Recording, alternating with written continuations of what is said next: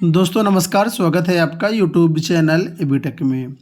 आज है 18 दिसंबर 2024 और जान लेते हैं आज की महत्वपूर्ण खबरें जो आज के प्रमुख समाचार पत्रों पर छाई हुई हैं और आप लोगों के लिए बहुत ही इंपॉर्टेंट हैं। सबसे पहले यहाँ पर देखिए अपडेटेड जूनियर एडेड शिक्षक भर्ती को लेकर के लिखा कि प्रदेश में 31 मार्च तक एडेड जूनियर हाई स्कूल की पूरी होगी भर्ती प्रक्रिया। 2021 से चल रही भर्ती प्रक्रिया में फरवरी 2024 में आया है हाईकोर्ट का आदेश। प्रदेश के शासकीय सहायता प्राप्त एडेड जूनियर हाई स्कूल के खाली सहायक अध्यापक और प्रधानाध्यापक के पदों पर 2021 से भर्ती प्रक्रिया चल रही है और 31 मार्च 2025 से पहले पूरी हो जाएगी।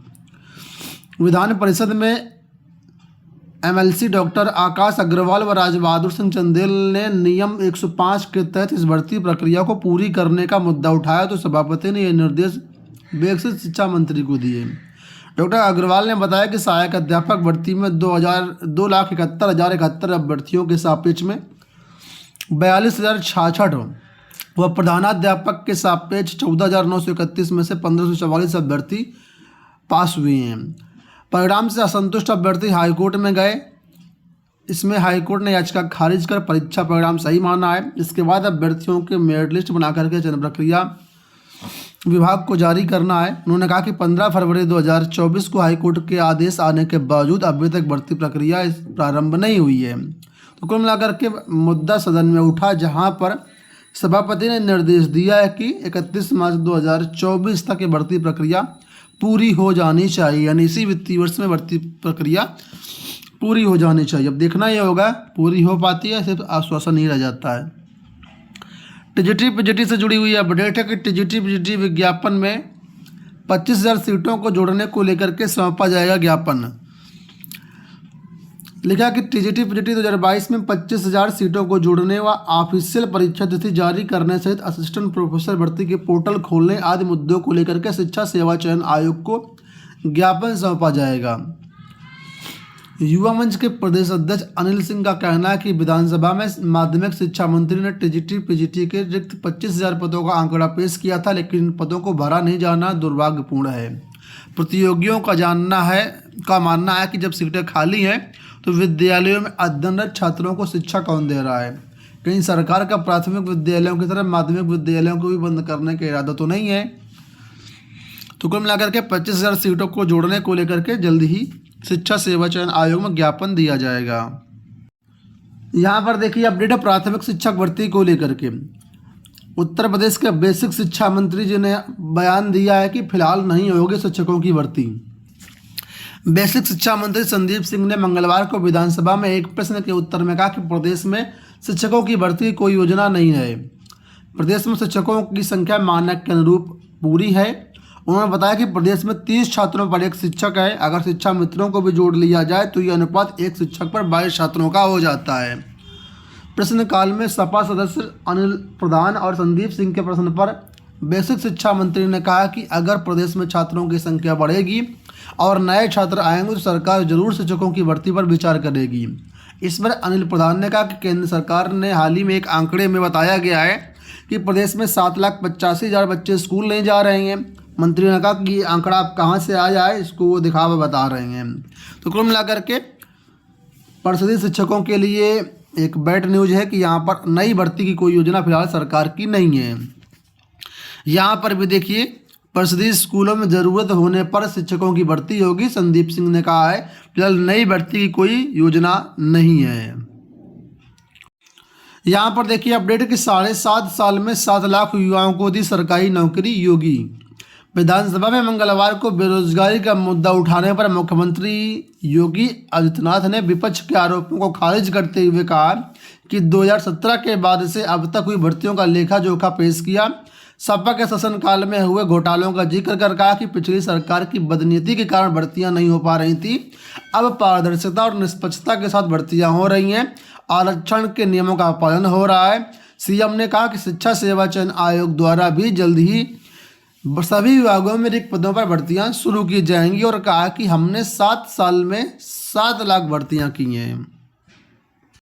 लोक सेवा आयोग की यही भर्ती में पहली बार प्रारंभिक परीक्षा ऑनलाइन आवेदन शुरू। लोक सेवा आयोग ने आप जानते हैं हाल ही में अभी एई के 604 पदों पर मंगलवार को नोटिफिकेशन जारी किया है। इसके लिए ऑनलाइन आवेदन की प्रक्रिया शुरू हो गई है। पहली बार इसमें जो है प्रारंभिक परीक्षा को भी शामिल किया गया है। प्रारंभिक परीक्षा अभ्यर्थियों के लिए छठवीं परीक्षा होगी। प्रारंभिक परीक्षा में सफल अभ्यर्थी मुख्य परीक्षा में शामिल होंगे। मुख्य परीक्षा में सफल अभ्यर्थी जो होंगे वो आगे इंटरव्यू में जाएंगे और इंटरव्यू और मुख्य परीक्षा के आधार पर जो है इसका अंतिम चयन परिणाम जारी किया जाएगा। तो कुल मिलाकर के इसके लिए आवेदन शुरू हो चुके हैं। अब मुख्य परीक्षा कैसी होगी, इसमें दिखा है कि प्रारंभिक संग मुख्य परीक्षा में भी होगी नेगेटिव मार्किंग। गलत उत्तर के लिए 1/3 हिस्सा कटेगा और यहाँ पर आपका देखिए पदों का विवरण और सिलेबस वगैरह के बारे में जो जानकारी है वो दी गई है।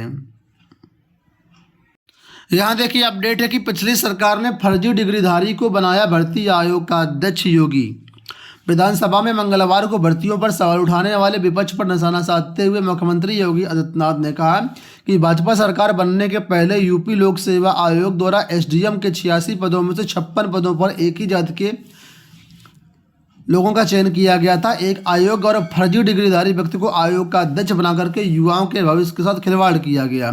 जो व्यक्ति हाई स्कूल इंटर स्नातक 3rd डिवीजन में पास हो और उसकी पीएचडी की भी डिग्री फर्जी थी, फिर भी उसे लोक सेवा आयोग का अध्यक्ष बना दिया गया। अब एक किसको टारगेट कर रहे हैं आप लोग समझ सकते हैं कि लोक सेवा आयोग को जो अध्यक्ष बनाया गया था उनका कहना है कि ये फर्जी था, इनके पास पीएचडी की डिग्री फर्जी थी। अब बाकी जानकारी आप लोग खुद अपने हिसाब से ले सकते हैं। यहाँ देखिए अपडेट की एनटीए अब सिर्फ उच्च शिक्षा प्रवेश परीक्षा ही कराएगी।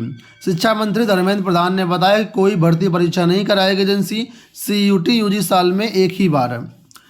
केंद्रीय शिक्षा मंत्री धर्मेंद्र प्रधान ने मंगलवार को कहा कि राष्ट्रीय परीक्षा एजेंसी यानी एनटीए अब सिर्फ उच्च शिक्षा प्रवेश परीक्षा ही आयोजित करेगी। वर्ष 2025 से ये कोई भी भर्ती परीक्षा नहीं कराएगी। साथ ही यह स्पष्ट किया कि संयुक्त विश्वविद्यालय प्रवेश परीक्षा यानी सीयूटी यूजी का आयोजन साल में एक बार ही होगा। शिक्षा मंत्री प्रधान ने मीडिया से बातचीत में कहा कि एनटीए को विशेष तौर पर प्रवेश परीक्षाओं के लिए तैयार किया जाएगा। यह कदम मेडिकल दाखिला के लिए नीट के पेपर कथित तौर पर लीक होने और अन्य अनियमितताओं के कारण कई प्रवेश परीक्षाएं रद्द करने के बाद उठाया गया है। सुधारों पर बनी इसरो के पूर्व अध्यक्ष डॉक्टर राधाकृष्णन की समिति ने सिफारिशों के आधार पर 2025 से एनटीए में बदलाव दिखेगा। यानी 2025 से अब एनटीए का काम सिर्फ प्रवेश परीक्षाएं ही कराना रहेगा, कोई भर्ती परीक्षा अब ये एजेंसी नहीं कराएगी। आप सभी के लिए एक बड़ी अपडेट यहाँ पर है कि एसबीआई से 13,735 पदों पर भर्तियाँ निकली हुई, जिसमें आवेदन करने की लास्ट डेट 7 जनवरी 2025 है। जो भी इच्छुक अभ्यर्थी आवेदन कर सकते हैं। ज़्यादा जानकारी आपको यहाँ पर भी मिल जाएगी। देखिए 13,735 क्लर्क की होगी भर्ती, ठीक है। बिहार में एसबीआई क्लर्क के लिए 1,111 रिक्तियाँ, इसी तरीके से अलग अलग स्टेट में ये भर्तियाँ हैं।